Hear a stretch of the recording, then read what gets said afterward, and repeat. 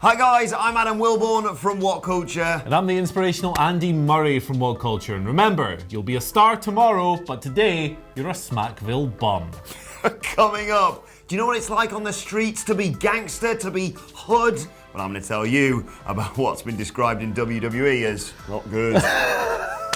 Best rhyme of all time. And after this video, I'm going to give Adam a belly rub. But guess what? Pac might finally be coming to AEW. Very nice. If I wasn't married, I'd be all over Tinder, but I've got to tell you which WWE champion has been described as worse than Jinder. This is the news. Let's kick things off with today's big banter, Raw Spectacular, the Raw Reunion is going down tonight. I'm excited. There are something like 40 names confirmed. Steve Austin, yay. Hulk Hogan, not so yay. Boogeyman. Oh, Boogeyman. And Devon Dudley! Yeah. It's going to be fun. I'm looking forward to it. Like, you know, these things have a habit of turning into burial fest, but if it's funny, who cares? Anyway. Sorry, the revival. Yeah, see you later. We've got an update on who might be there and who won't be there. So one big name that looks like they're going to be in the house is John Cena. Jiggity John. The John Chicken. He's going to be in the house, 16-time world champion, of course. This is according to Post Wrestling's John Pollock, who says, despite reports contrary to the contrary over the weekend... Should we start this again? This is really bad. So despite reports to the contrary that arose the other day, it seems like John Cena is definitely going to be in the house for the Raw Reunion. This is according to John Pollock of Post Wrestling, who's reported this just the other day. So that's good. I like John Cena. Maybe he'll be the Doctor of Thugonomics again. Oh, please. That'd be cool. Another person who has been confirmed to be there via PW Insider is Maryse. We haven't seen her since Elimination Chamber when she announced her second pregnancy. Another name, friend of the channel, you've probably heard this directly from the man himself, Hornswoggle has been spotted in the local area and could well appear, but two names who won't be there, two big names. Number one, The Rock. Number two is Bret Hart, who actually turned it down, this is according to Shagger Dave, which is no great surprise given that his last appearance was for AEW.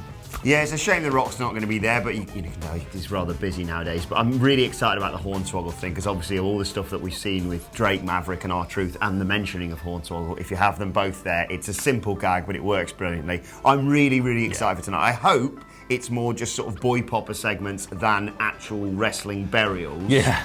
And I hope they use a few legends at least to get some other people over or aid them in getting over a little bit. I want to see Ted DiBiase buy the 24/7 title from whoever the hell holds it at the moment, Drake, Maverick. I haven't caught up with any of the Comic-Con stuff. Nah, it'll be fun. Like, I've decided that I don't care if anyone gets buried as long as it's good banter. Screw it. Why not? Let's have fun. This whole show's kind of a mess. It's going to be a bit of a shambles, but you know, there's like 40 people on it. How the hell are they going to fit everyone in? But I think it's going to be fun. I can't wait to see Steve Austin and Kevin Owens trading stunners on Shane McMahon. That would be a lot of fun. That's what I'm saying. I was going to say, if anyone should get buried, just let it be Shane. Let it kill Shane. Just don't murder him, and also Elias, because he's Teflon to burials. There's your two that fans hopefully won't be too bothered about. Just don't have, Kevin Owens get taken out, or you cut the balls off, I don't know. Kevin Owens gets beat by X-Pac. Yeah, like, don't do that. No one needs to do that. Probably don't do that, but still. Some bad news, though, coming out for WWE. Centres around their forthcoming shows at Madison Square Garden, the Raw and SmackDown shows they're going to be doing it at MSG. Dave Meltzer reporting this on the latest Wrestling Observer Radio, saying ticket sales have been, quote, not good. Now, no specific details have been provided, but you showed me the ticket map of where you can still buy tickets. And there's still a lot there. There's a lot of tickets WWE is especially bad because WWE expected an instant sellout, and they viewed the subsequent lack of an instant sellout as, quote, exceedingly disappointing. They hoped they'd sell out within 15 minutes, and that hasn't happened. Yeah, that's it.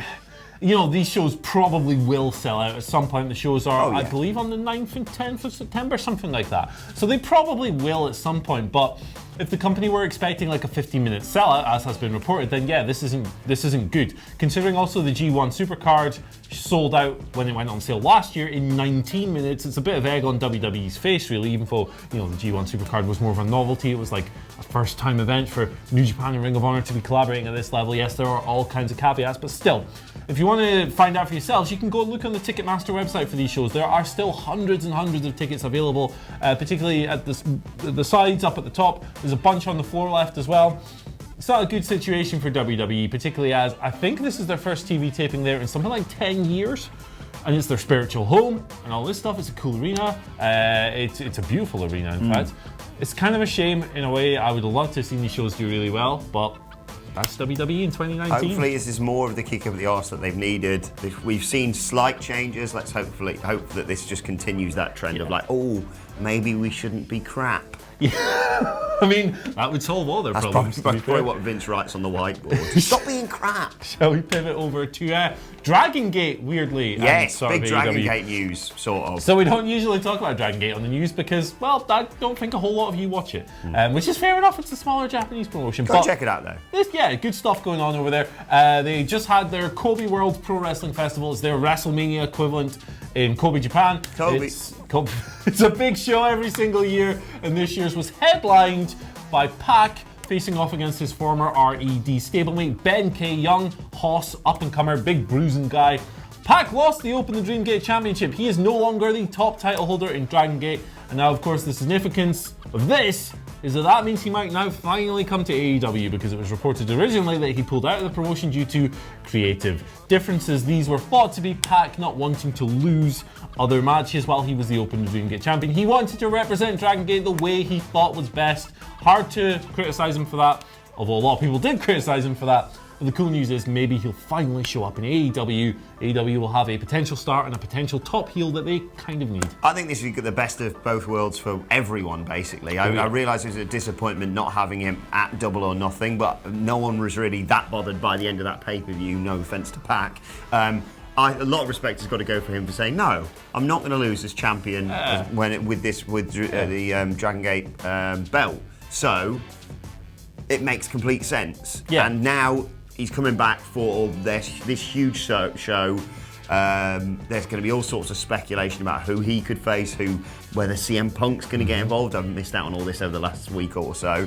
But I think it's fantastic, and I'm glad that it's worked out the way that it has, because I said this from the beginning, AEW's it's all and good saying we've got all these major stars, but you kind of want to stagger them, and this has sort of helped them with that. Yeah, they've absolutely. not overexposed him, but they've not burnt through all their cards straight away. Precisely, and it's another layer of intrigue for All Out. You know, even if Pac isn't announced for the event, now that he has dropped the Open the Dream Gate Championship, he could show up randomly. Same as CM Punk, really. It's another level of excitement for a show that I can't wait for. I'd love to see Pac in AEW as well. I'm a big bad nerd, so I've watched a few of his Dragon Gate matches against like Shun Skywalker and Dragon Kid. They've been tremendous. I want to see him bring that to the US. I want to see him doing his thing, not WWE's thing, at a mainstream level in the United States. Let's see what comes of it. Yeah, we were lucky to see him wrestle for Defiant Wrestling here in Newcastle a while back, and it was a David treat. Starr. What a match. From one champion to another, though, and some very interesting news developing on Twitter from the Twitter account NWO Wolfpack TV. The stats that they released have shown that events Seth Rollins performed at as a champion estimated 53,350 fans over 16 shows, and that is, I'm just doing a quick calculation in my head, 3,334 on average. That is a lower average than Jinder Mahal during his lambasted reign as WWE champion. He had an average of 3,497 fans. Even more interesting than all this, though, is that Kofi Kingston looks to be the fourth lowest drawing WWE champion in history when it comes to domestic live events, averaging just 2,940 spectators. Having said that, I feel like Kofi was handed a bit of a bad hand already, whereas the other side of things with Seth Rollins makes a lot of sense because they've booked him terribly post AJ Styles. Yeah, he hasn't been all that interesting as champion. Although, obviously, I believe you guys are going to do a podcast on this later on, so we will save analysis for that, or the Michaels and Adam Wilborn will break it down for you. But on the surface level, it obviously looks kind of terrifying that Jinder held the WWE title. He was drawing more fans on a weaker brand, SmackDown, than Seth did as top champion, given their popularity disparity. But, that's a nice little rhyme. Should have saved that one for the intro. But at the same time, it's probably more of a reflection on WWE's business. At the same time, let me just say that factually, Seth Rollins and Kofi Kingston are worse than Jinder Mahal. Clip that. Have fun with that in the comment section. Yeah, I think it's very old school to say, oh, well, if however many people we draw is due to who is champion. It's a very different way of looking at things times. in 2019. Absolutely. But yes, we'll be discussing that more later. Let's move on to your Twitter questions at WhatCulture WWE if you want to get them asked. We'll start with me the 6, you the 9. Legend. Talking about Raw tonight and all the legends that are going to be there. He says, which legend would you like to see get the 24/7 title? Which you sort of answered earlier. Ted DiBiase, man. I want to see him buy it, and then I want to see him sell it to someone else for a higher price. Love He's a $1 million man. Everyone's got a price, and he kind of looks like my dad. So I like Ted DiBiase. There's quite a few. Boogeyman, obviously, is a name that springs to mind. And obviously Hornswoggle. If Dylan could be involved in something like that, I'd really like something like that. But my pick out of everyone is the Hurricane. Oh, that'd be a lot of fun. That'd be a lot of fun. And then he gets done by Mighty Molly again.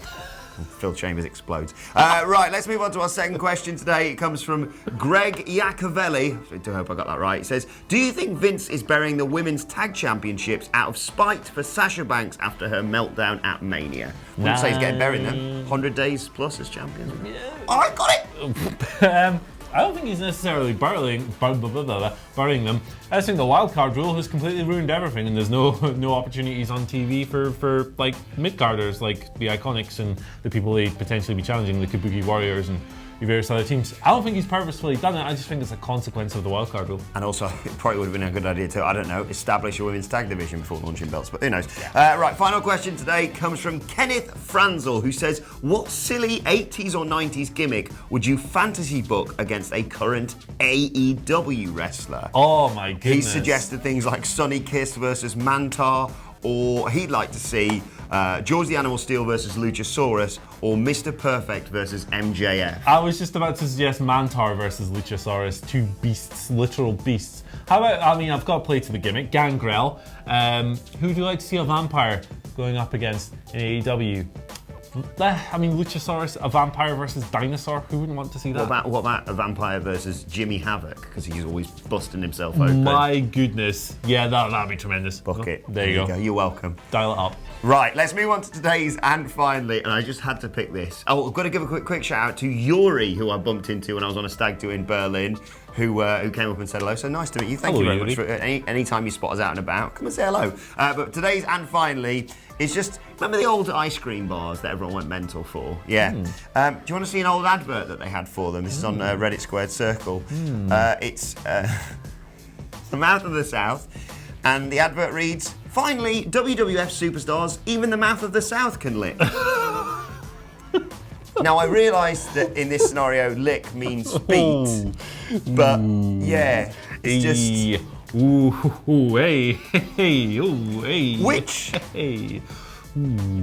superstars ice cream would you like to lick? Bastian Booger. Let us know your thoughts on which superstars ice cream you'd like to lick. Don't be weird. Too late, innit? Yeah. Too late for them. And for us. Let us know your thoughts in the comment section below on all of the news stories, and don't forget to like, share and subscribe. You can send us Twitter questions at WhatCultureWWE. Whilst you're there, follow both of us. You can follow him at Andy H. Murray. The H stands for Hakuna Matata. Go see The Lion King, man. It's a lovely time. Lovely time. You can follow me at Adam Wilborn. You can follow us all at WhatCultureWWE. My thanks to Andy Murray. Thank you for watching, and we will see you soon. It means no worries.